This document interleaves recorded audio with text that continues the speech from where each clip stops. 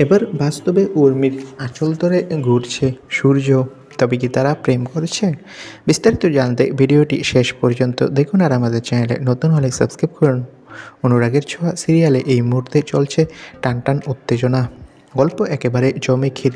বরাবরই টিআরপিতে প্রথম 5-এর মধ্যেই নিজের জায়গা ধরে রাখে অনুরাগের ছোঁয়া। মিশকা, দীপা এবং সূর্যের সম্পর্কের টানাপোড়েন আর ওঠানামা দর্শকদের ভীষণ পছন্দের।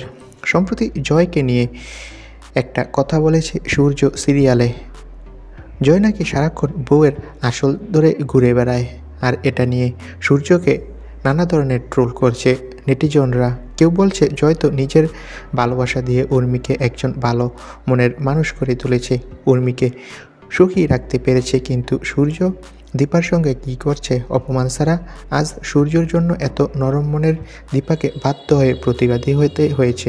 স্বামী হিসেবে জয় তো সেরা, কিন্তু সূর্য। তবে সম্প্রতি অন্যরকম ঘটনা ঘটে গেল বাস্তবে। এবার জয় নয়, সূর্য নাকি উর্মির আঁচল ধরে নেচেছে। একসাথে টিকটক ভিডিও করেছে সূর্য আর উর্মি, আর সেখানে উর্মির আঁচল ধরে সূর্যকে একটা পোজ দিতে দেখা গেছে। আর এতে করে নেটিজনরা আবারও তাদের প্রেম চর্চা নিয়ে নতুন করে সিলমোহর দিল।